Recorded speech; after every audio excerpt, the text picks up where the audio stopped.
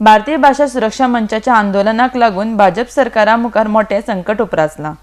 हे संकट पक्षाक येवपी वेंचणुके खातीर हानिकारक जावं येता म्हण सोमारा पक्षाच्या कांय मंत्र्यांनी दिल्लीक धांव घेतली।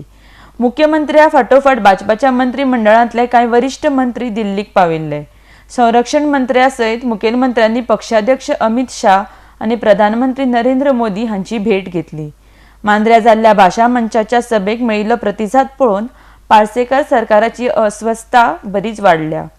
जून 16 सालापासून इंग्रजीचे अनुदान एट ऑल कॉस्ट बंद करपाक जाय आणि ते केले ना जाल्यार ताजी फळां भोगपाची तयारी दवरा।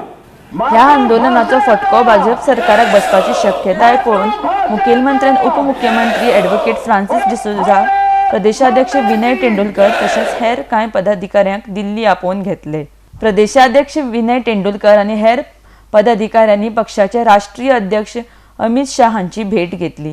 गोंयांत मंचान केल्ल्या आंदोलनाक लागून पक्षाचे लुकसाण जावं येता अशी बाजू पक्षाचे राष्ट्रीय अध्यक्षा मुखार भाजपा पदाधिकाऱ्यांनी मांडली। गोंय सरकाराक चालू केल्ल्या त्या 136 इंग्लीश शाळांचे अनुदान बंद करचें अशी मागणी घेवन भारतीय भाषा सुरक्षा मंचाच्या फुडाऱ्यांनी प्रत्येक मतदारसंघात वचून सभा घेवन सरकाराचो निषेध करपाचें थारायलां। आता गोंय सरकार ह्या आंदोलनाच्या फाटभुंयेर कसलो निर्णय घेता ताजे कडेन पुराय गोंयचे जनतेचें लक्ष लागून आसा। RDX Goa bureau report.